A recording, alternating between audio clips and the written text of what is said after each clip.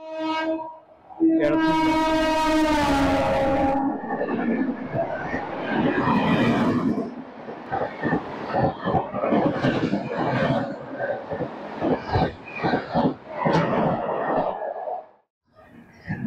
কেমন আছেন সবাই? আজকে 20 মে সোমবার, আর আমরা শুরু করতে চলেছি একটা নতুন ট্রিপ। আজকে আমরা যাব হচ্ছে এনজেপি, কিন্তু আমরা এনজেপি হাওড়া বা শিয়ালদা থেকে যাচ্ছি না, আমরা যাচ্ছি হচ্ছে ডানকুনি থেকে। আমাদের ট্রেন নাম্বার হচ্ছে 06569। এই ট্রেনটা SMVB ব্যাঙ্গালোর থেকে যাবে হচ্ছে গুয়াহাটি। ট্রেনের টাইমিং ছিল 12টা 10-এ, মানে ডানকুনি থেকে আজকে 12টা 10-এ। সেই ট্রেনটা লেট করে হয়েছে প্রায় 5টা 30, প্রায় 5.5 ঘন্টা লেট। তো এখন দেখা যাক কতক্ষণে আসে, আর ট্রেন জার্নি কেমন হয়, ট্রেন কেমন কি বৃত্তান্ত, তার বিস্তারিত বিবরণ সামনে দিচ্ছি। এই যে সঙ্গে আছে ইয়া। হ্যালো। একটা ক্লাস ট্রেন এন্টার করছে, টাইমিং হচ্ছে 5টা 38, সম্পূর্ণ 5.5 ঘন্টা লেট। আমরা না হয় অ্যাপ দেখে টাইমিং দেখে এসছি, কিন্তু যারা জার্নি করছেন কি কন্ডিশন হচ্ছে তাদের, কত কাজ থাকে। বা ধরেন আমরাই এখান থেকে যাব, আমারও যেরকম হোটেল বুক রয়েছে শিলিগুড়িতে, মনে হচ্ছে ক্যান্সেল করতে হবে। দেখা যাক।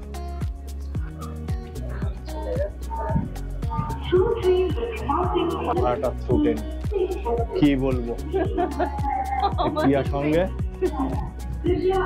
আমাদের ট্রেন আর আসছে না, ট্রেনই চলে যাচ্ছে। 5টা 38 থেকে 40 হয়ে গেল।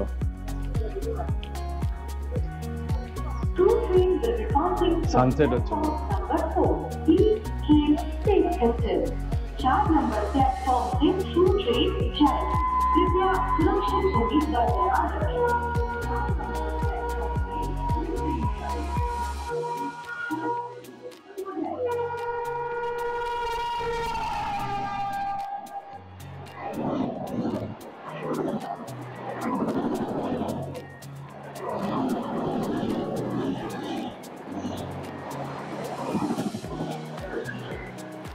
এই আলটিমেটলি ঢুকছে।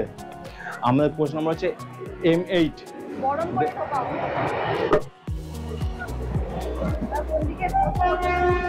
দেখা যাক পোস্টটা কোন দিকে পড়ে। এখানে কোনো ডিসপ্লে বোর্ড নেই।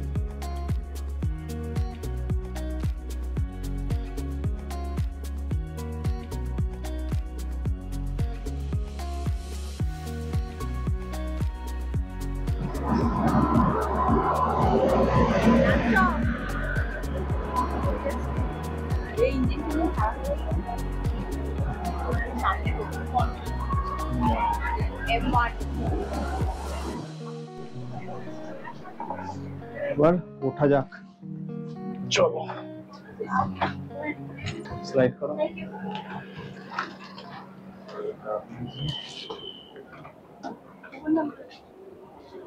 7-8 এইটাই।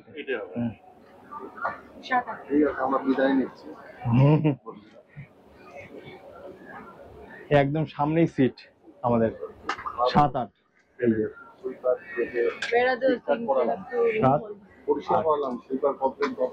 তাই।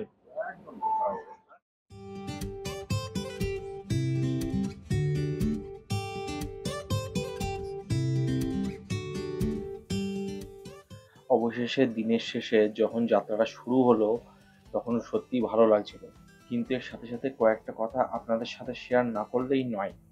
আমি এই ট্রেনটা বুক করেছিলাম আমাদের IRCTC অনলাইন অ্যাপের মাধ্যমে।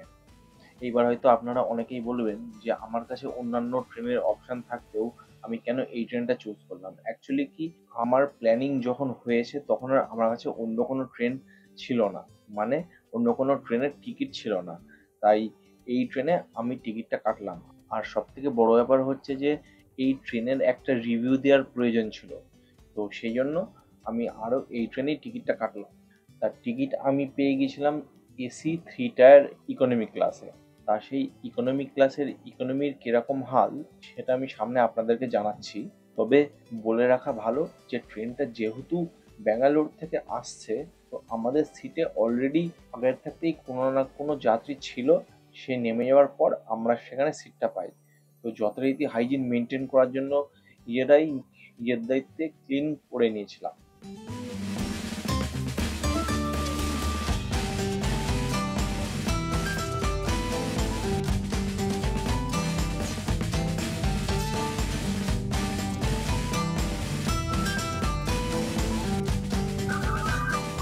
আচ্ছা, এই ট্রেনটা সম্বন্ধে আপনাদেরকে একটু ইনফরমেশন দিয়ে দিই। আমরা 3 কেজি এসি 3টার ইকোনমি ক্লাসে, মানে এসি 3 তে বুকিং করেছি। দুর্ভাগ্যবশত আমাদের সিট নাম্বারটা এই একদম দরজার পাশে 7 আর 8, ট্রেনে কোনো সমস্যা নেই, কিন্তু ক্লিনিং এর খুব সমস্যা। মানে একদমই ক্লিন না, মানে এমনই কন্ডিশন যে আমি আপনাদের ভিডিওতে দেখাতে পারবো না, সেটা দেখায়নি। শুধু এমনি টয়লেট, ওয়েস্টার্ন টয়লেট রয়েছে, জল আছে, ঠিক আছে, টয়লেট দিয়ে কল দিয়ে জল লিক করছে। আমি একটাতে যা দেখলাম, আর একটাতে একদমই বাজে কন্ডিশন, মানে নোংরা হয়ে আছে। অবশ্যই এখানে কমপ্লেন নাম্বার দেওয়া আছে এই দরজাতে, কমপ্লেন করলে আসছে ক্লিন করবে এরকম। ওভারঅল যা দেখছি, মানে টয়লেটটা একদমই ক্লিন, হাইজিনটা মেনটেন হচ্ছে না। আর কোচ নিয়ে যদি বলি আপনাদের, এই সিটের ক্যাপাসিটি বা সিটের সাইজ অনুযায়ী আমাদের নর্মাল এসি 3 টায়ারে যেরকম স্পেসটা থাকে, মানে সিটের যে সাইজটা থাকে তার থেকে একটু ছোট অনেকটা। আপনারা যদি গরিবরাতে যাওয়ার অভিজ্ঞতা থাকে তো তাহলে বুঝতে পারবেন। এই দেখুন, আমি আপনাদের দেখাচ্ছি, রিয়া বসে আছে এরকম। এই হচ্ছে সিটের ক্যাপাসিটি, এরকম ধরে নিন। আর আমাদেরটা আর্থ সাইজ গুলো ছোট করে দিয়েছে, তো একটু দিয়ে ক্যাপাসিটি বাড়িয়েছে। মানে আপনারা যদি কম্পেয়ার করেন যে এসি থিয়েটার আর এসি থিয়েটার ইকোনমি ক্লাসের সাথে, তো বার্থের যে সাইজটা ওটাতেই মেন ডিফারেন্স, বাদ বাকি অলমোস্ট সেম। এই যে এগুলো একটু নতুন আর এসি থিয়েটারগুলো পুরোনো। আচ্ছা, এখানে ডিফারেন্স বলতে আর কিছু কিছু হয়েছে। এই যেরকম হিডিং লাইট দিয়েছে, এখানে একটা ইউএসবি কেবল চার্জার, এখানে ফোন হোল্ডার, এখানে সুইচটা, এটা চার্জার প্লাগ পয়েন্ট, এই যে এটা রিডিং লাইট, আর সেরকম নেই কিছু। আচ্ছা, ওদিকে একটা জলের বোতলের হোল্ডার মনে হয়, No, no, no. যেটা It's some vent or কাজ something. করে না। আচ্ছা, ভেন্ট, ওটা Style AC vent. ওটা কাজ করে না, নষ্ট। I don't know what is it. কিন্তু জলের বোতলে কোনো হোল্ডার দেখছি না আমি এখানে, মেবি হয়তো উপরে আছে। আচ্ছা, আর একটা যেটা জিনিস, যেমন যদি রোদ থাকে, এই যে পর্দাটা এইটাকে নামিয়ে এই যে এখানে সেট করে দেয়, জাস্ট এই যে।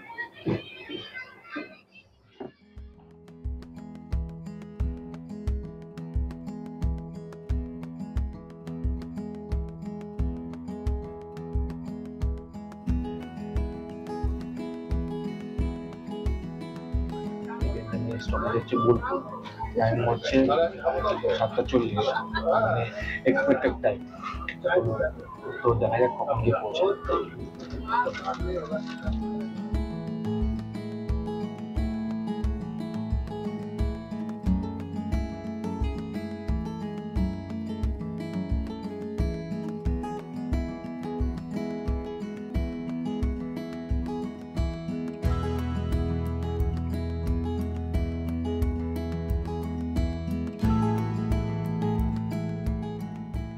একটা ইনফরমেশন দিয়ে রাখি, এই ট্রেনে কিন্তু কোনো প্যান্ট্রি কার্ড নেই। হ্যাঁ, এরা আসছে, তারপর কি লাঞ্চ বা ডিনার করবেন সন্ধ্যে, দিয়ে স্টেশন থেকে পিক আপ করবে, মানে চলতি প্যান্ট্রি কার্ড নেই কিন্তু এটাতে। এই ট্রেনে যাত্রা করলে অবশ্যই খাবার দাবারটা নিজের দায়িত্বে। আমাদের যেরকম একটু চা খেতে হবে, আর একটু খিদে খিদেও পাচ্ছে, বর্ধমান আসছে, যদি থামে তো তাহলে দেখি চা খাবো, আর যদি না থামে তো তাহলে একেবারে ডাইরেক্ট বোলপুর। সময় হচ্ছে 7:30 আর আমাদের ট্রেন এসে থামলো বর্ধমানে। যদিও স্টপেজ ছিল না, নিহাতি লেট চলছে তাই এখানে থামলো। তো সে অ্যাকচুয়াল স্টপেজ হচ্ছে বোলপুরে।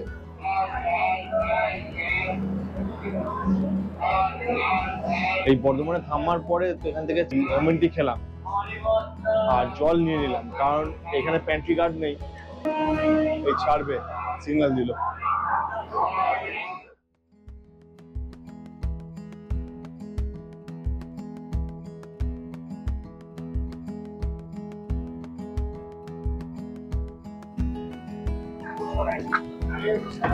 এখানে প্যান্ট্রি কার্ড না থাকলেও আপনারা আইআরসিটিসির ফুড অন ট্র্যাক যে অ্যাপ আছে সেই অ্যাপের থ্রুতেও আপনারা অর্ডার করতে পারেন। সেটার জন্য আপনাদের ভিএনআর নাম্বার দিয়ে লগ ইন করতে হবে, দিয়ে কোন স্টেশনে চাইছেন সেটা দেবেন, তারপরে কি ফুড চাইছেন ওটা অ্যাপ্লাই করতে পারবেন। লেমন টি খেলাম, খুব সুন্দর ছিল লেমন টিটা, মানে ট্রেনের চায়ের মতো না, ভালো লেমন টি, রাজধানীর থেকেও ভালো।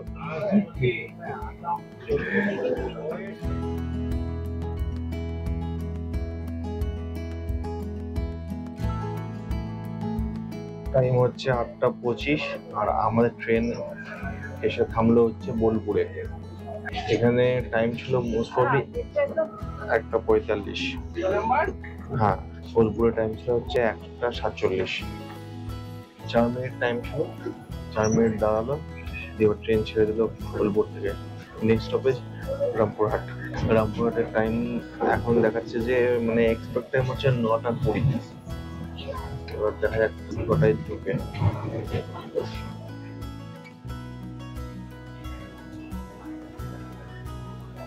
সময় 9:24 আর আমাদের ট্রেন এসে থামলো হচ্ছে রামপুরহাটে। এখানে টাইম ছিল, আমি বলছি কটার সময়, এখানে টাইম ছিল 2:40, মানে দুপুর 2:40, আর এসে থামলো হচ্ছে 9:24। এতক্ষণ লেট।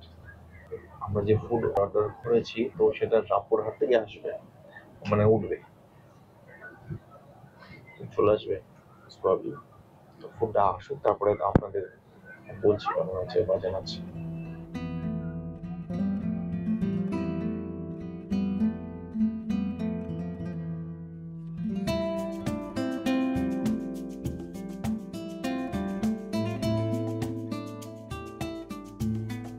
ট্রেনে মোটামুটি সবাই শুয়ে পড়েছে, যা হয় যে ট্রেনে সবাই তাদের খেয়ে দিয়ে শুয়ে পড়ে, তাই হয়।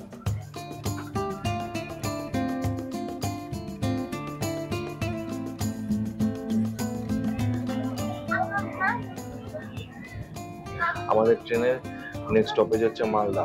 মালদায় ঢোকার টাইম দেখাচ্ছে মানে অ্যাপ্রক্স 12:20।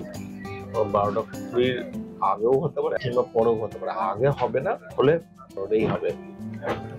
আমাদের খাবার এখন আসেনি, আসবে। লাস্ট ফুড এসে পৌঁছালো, সময় হচ্ছে 10:10। খেয়ে নি। এই যে আমরা দিয়েছিলাম হচ্ছে আন্ডা কারি, এই যে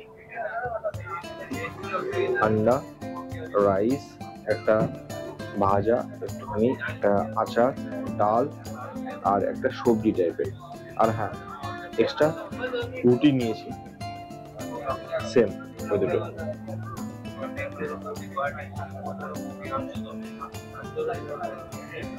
আমি আন্ডাটা খেয়ে বলছি এমন।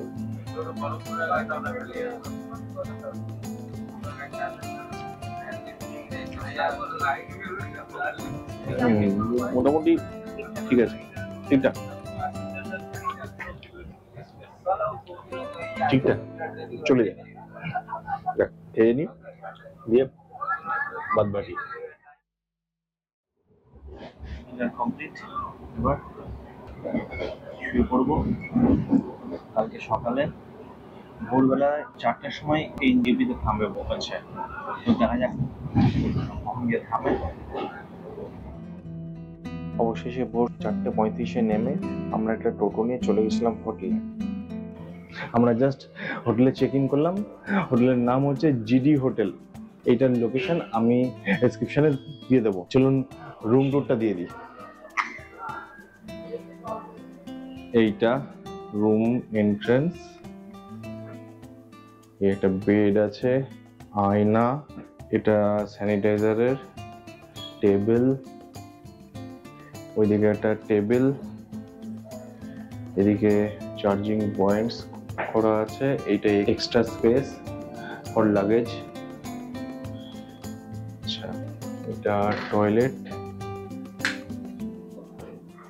টয়লেট বড়, নেট অ্যান্ড ক্লিন, গিজার আছে ভালো।